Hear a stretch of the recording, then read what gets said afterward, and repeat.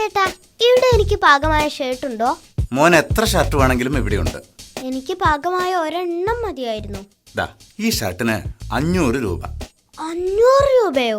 അപ്പുറത്തെ കടയിൽ ഇതേ ഷർട്ടിന് 100 രൂപയേ ഉള്ളൂ. ഏയ്, അങ്ങനെ വരാൻ വഴിയില്ല. വേറെ വല്ല ലോക്കൽ കമ്പനിയും ആയിരിക്കും.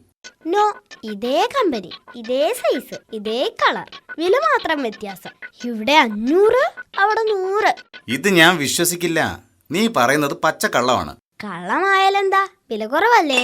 കള്ളമായാലും വിലയിൽ 400 രൂപയുടെ വ്യത്യാസം ഉണ്ടല്ലോ. മോനെ, ഇവിടെയും വില കുറവാ.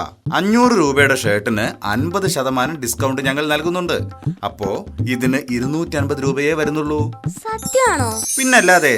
അതായത് മോന് 250 രൂപ ലാഭം. ചേട്ടൻ സമയം കളയാതെ ഈ ഷർട്ട് പാക്ക് ചെയ്തോ. അച്ഛാ അമ്മേ, അച്ഛാ അമ്മേ, അമ്മ അച്ഛ, അമ്മ അച്ഛ. എന്താടാ, എന്താ വിളിച്ചു പോകുന്നത്? തെണ്ടിക്കറങ്ങി വന്നിരിക്കുന്നു. അച്ഛാ, ഞാൻ തെണ്ടാൻ പോയതൊന്നും അല്ല.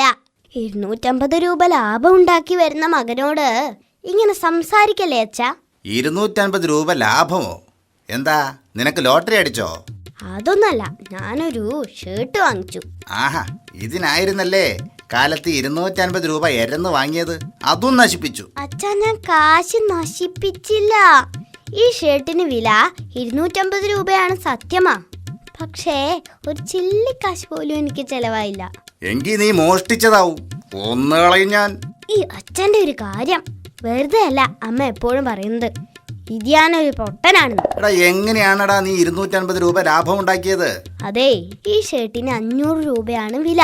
റിഡക്ഷൻ സെയിൽ ആയതുകൊണ്ട് 250 രൂപ മതി. അപ്പോ 250 രൂപ ലാഭം.